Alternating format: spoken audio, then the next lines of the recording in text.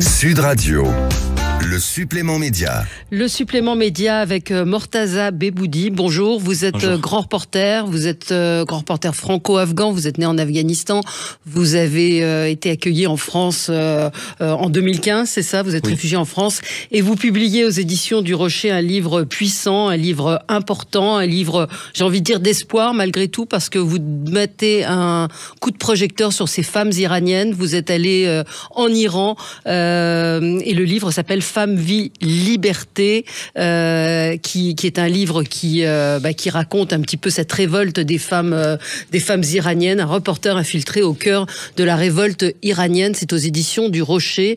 Vous diriez, vous, que ce livre, en fait, est là pour qu'on ne les oublie pas, ces femmes, et pour raconter de l'intérieur ce qu'elles vivent? Oui, d'abord, on a regardé ces grandes manifestations sur les réseaux sociaux au moment après la mort de Mahsa Amini, donc le 16 septembre 2022. Cette jeune fille de 22 ans qui a été tuée par la police des mœurs. Ouais. Donc moi, j'ai voulu donner la parole à ces activistes de l'ombre qui travaillent, qui sont derrière ces affiches de la résistance, parler de ces cliniques clandestines, parler aussi comment ça s'organise, ces manifestations depuis les facs, depuis les cafés clandestins.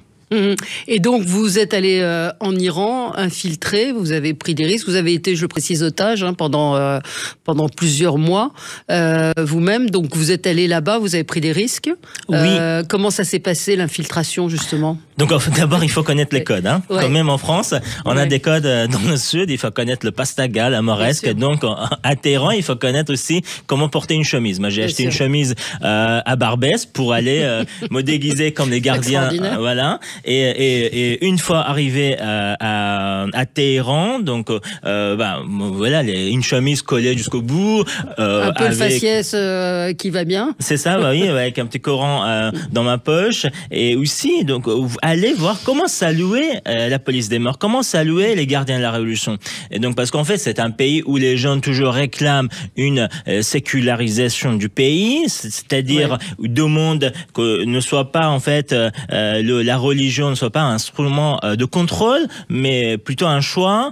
Et donc, en fait, ces gens, aujourd'hui, derrière ce mouvement Famille Liberté, et le mouvement Famille Liberté, depuis Europe, aujourd'hui, on croit qu'enfin, c'est éteint, mais pas du tout. On entend toujours les cris « mort au dictateur »,« mort à Khamenei », le guide suprême, depuis les fenêtres, même maintenant.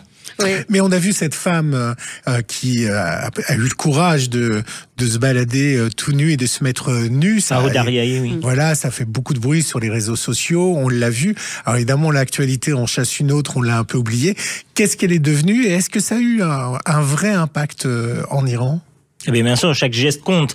Aujourd'hui, après cet acte courageux de Aoud Ariahi qui s'est dévêtu en plein campus à l'université de Azad islamique dans le nord de Téhéran, elle est aujourd'hui dans un hôpital psychiatrique. Elle attend toujours, notamment sa famille surveillée par les gardiens de la révolution, et donc attendent peut-être son jugement, mais en fait son acte aujourd'hui a fait beaucoup de bruit, notamment ici, même en Iran depuis quelques jours encore, depuis une semaine, il y a d'autres manifestations à l'université de Téhéran après la mort de cette jeune, un jeune qui a été poignardé en rentrant au dortoir de l'université de Téhéran. Donc il y a des dizaines de gens encore manifestent. Ouais. Vous avez été emprisonné. En ce moment, il y a un procès sur les journalistes qui ont été eux aussi en captivité. Comment on vit ce moment et comment ils ont réussi à vous capturer ? Bon, d'abord, pour quelle raison j'étais accusé d'espionnage pour le compte des services français. Donc c'est classique dans ces pays où on est accusé d'espionnage alors qu'on veut parler de la réalité du pays, parler des femmes afghanes. Donc une fois parler des femmes afghanes, on a beaucoup de journalistes qui sont arrêtés. Tout est censuré aujourd'hui en Afghanistan notamment, ou en Iran, et beaucoup de journalistes ont été arrêtés, accusés, voire aussi exécutés. Moi, quand j'étais arrêté 3 semaines après mon retour en Iran, en Afghanistan, à Kaboul, quand je faisais un reportage sur la situation des filles afghanes, où ils voulaient étudier encore, réclamer le droit à l'éducation à l'université de Kaboul. Devant l'université, j'étais arrêté. On m'a accusé d'espionnage, on m'a emmené au bureau au renseignement des talibans, géré par le groupe Haqqani, l'ombre d'Al-Qaïda. Et donc, dans ces prisons de renseignement, on voit pas le ciel pendant des mois, torturé tous les jours. On m'a arraché des dents, on m'a donné des chocs électriques. Donc, moi, je peux vous citer trentaine de techniques de torture appliquées par ces renseignements, ces talibans. Et donc, en fait, ils sont capables de tout. Et donc, une fois, ils ont vu qu'il y a une pression médiatique, il y a une mobilisation en France par les quinzaines de rédactions nationales. Et donc, moi, j'imaginais pas rester vivant. Ils voulaient me tuer d'abord parce qu'en fait, je fais partie. Il y a 3 crimes.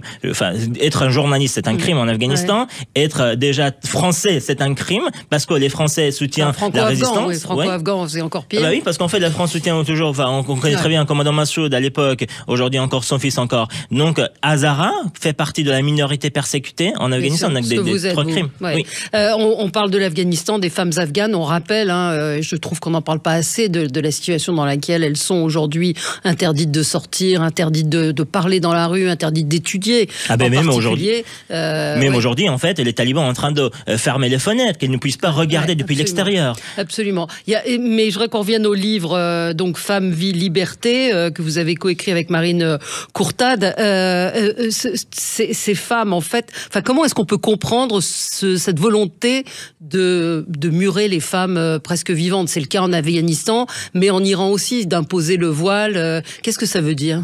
Déjà, en fait, un pays où dirigé par les gardiens, par le conseil des gardiens, c'est-à-dire en fait ce conseil de gardiens en Iran, au Shura et Negahban en persan. Donc ce conseil des gardiens composé de 12 membres, 6 religions et 6 d'autres personnes. Donc en fait, c'est surveillé, ils mettent la main partout. Déjà beaucoup d'influence politique sur les élections, sur les lois passées par Majlis, par l'Assemblée iranienne. Donc c'est à la fois appliquer déjà le hijab, le projet de loi, le hijab et de la chasteté, qui n'arrive toujours pas à l'appliquer. On voit bien que tout un pays est derrière ce mouvement Famille Liberté. Il y a la résistance toujours. C'est ce que je trouve, dans le livre, c'est quand même un signal d'espoir, ce livre, c'est-à-dire de dire qu'il y a des gens qui sont là, qui se battent, qu'ils n'ont pas baissé les bras. Les témoignages sont très forts de ces femmes que vous avez interrogées. C'est plus qu'un espoir pour moi. Et aujourd'hui, ils se battent, ils demandent pas seulement un changement, ils le construisent. Je voyais même toujours aujourd'hui, ils ont peur. Ils ont peur, le régime de ces jeunes. Des milliers de jeunes ont été arrêtés, torturés, voire exécutés dans les prisons après la mort de Mahsa Amini. Mais ils continuent encore. Ils veulent rester en Iran. Ils veulent pas partir. Ils veulent voir leur pays libre. Et donc, cette jeunesse iranienne, aujourd'hui, à Téhéran, partout. Et donc, en fait, il y a une désobéissance civile massive en Iran, partout. Pas seulement dans les grandes villes. Est-ce que vous pensez que ce qui s'est passé en Syrie peut leur donner un espoir? On a l'impression que la Syrie est en train de changer. C'était un modèle un peu... Déjà, en fait, les gardiens de la révolution a perdu un allié. Oui, on peut pas dire que le régime syrien qui est en train de se mettre en place, on l'a évoqué non plus, bien sûr, hier, soit un grand symbole d'espoir. Ils sont peut-être même pires de ce qu'on est en train de voir que Bachar el-Assad. Comme on a vu avec les talibans, les premières semaines tout va bien, les talibans disaient même la France disait on espère un gouvernement inclusif. Ils ont changé, mais on voit aujourd'hui très bien. Donc déjà l'Iran a perdu un allié, la Syrie, donc l'espoir de la jeunesse iranienne bien sûr de plus en plus vivace après ça, et donc espère bien la chute du régime iranien. Et à côté, on voit bien les Iraniens en train de serrer les mains avec Donald Trump, en train de serrer les mains avec les talibans, allaient avoir d'autres alliés, sécuriser leur territoire dans la région. Ouais.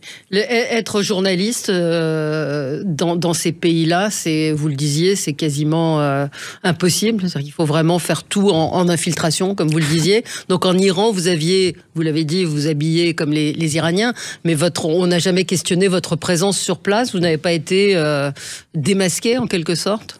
Je vais pas raconter tout le livre, mais à la fin, oui, j'ai eu des problèmes aussi, on m'a balancé au gardien de la révolution. Mais c'est important de raconter votre courage aussi, ce qu'on perçoit dans le livre. En fait, le risque, c'était la peine de mort. Ouais. Être arrêté, infiltré en Iran en tant que journaliste, c'était de la peine de mort. Donc, on m'a balancé. Heureusement, je me suis échappé des gardiens de la Révolution. Vous allez lire dans le bouquin. Oui, il faut le lire dans le livre. Et donc, en fait, c'est très risqué. On a vu les journalistes ont été arrêtés. Ils sont toujours emprisonnés en Iran. Beaucoup de journalistes, donc notamment les 2 journalistes femmes qui ont dévoilé l'histoire de Mahsa Amini, les parents de Mahsa Amini, comment il a été arrêté, comment il a été torturé. Donc, on le raconte ici dans le livre. Donc, c'est important. Moi, je m'en bats pour la liberté d'expression, la liberté de la presse. Pourquoi aucun journaliste est autorisé en Iran ou en Afghanistan? Et c'est pourquoi je suis allé là-bas, parce que je pouvais aller m'infiltrer, parce qu'en Iran, il y a 3 millions de réfugiés afghans. Ben, moi, je suis passé à inaperçu. Donc, je suis passé comme un réfugié afghan qui est en Iran, qui se marche partout, enfin, qui est à la fois dans l'université de Téhéran, dans les manifs. Ben, il pense qu'en fait, lui, il va chercher du pain ou je ne sais pas quoi. Qui soutient ces femmes? Qui soutient ces femmes je parle dans les pays, dans les... Oui, donc en fait, malgré, par exemple, ces jeunes, ces femmes ont aussi les parents conservateurs, proches, parfois même proches des gardiens de la Révolution. Mais je voyais qu'en fait, il y a aussi le soutien des mères, malgré que le père est proche des gardiens de la Révolution, qui est aussi un ayatollah, un mollah. Le père est un mollah. Et la mère soutient toujours sa fille qui ne souhaite pas porter le foulard. Et donc on voit ce soutien est précieux. Et quand on voit cette mère, on a la photo dans le livre, cette mère qui est voilée et tient les mains de ses filles qui ne portent pas foulard et marche dans les rues de Téhéran. Ouais, c'est très, encore une fois, c'est très très fort. Les témoignages sont forts. Ce que vous racontez est important et vous contribuez, vous, à faire connaître le sort de ces femmes et surtout à montrer qu'il y a un espoir, encore une fois, qu'il y a des activistes, qu'il y a des gens qui se battent aujourd'hui pour que les choses changent. Donc, et c'est notre devoir en tant que journaliste d'aller où personne n'y va, d'aller creuser, enquêter et donner la parole à ceux qui l'ont pas. Ouais. Merci beaucoup d'avoir été avec nous ce matin, Mortaza Beboudi. Vous avez publié ce livre très important que j'encourage tout le monde à lire parce qu'on voit comment s'organise cette résistance au sein des femmes iraniennes. C'est un livre qui paraît aux éditions du Rocher, Femmes, Vie, Liberté, un infiltré au sein de la résistance iranienne. Merci d'avoir été avec nous ce matin et puis bonne route pour la suite. Merci à vous. Merci.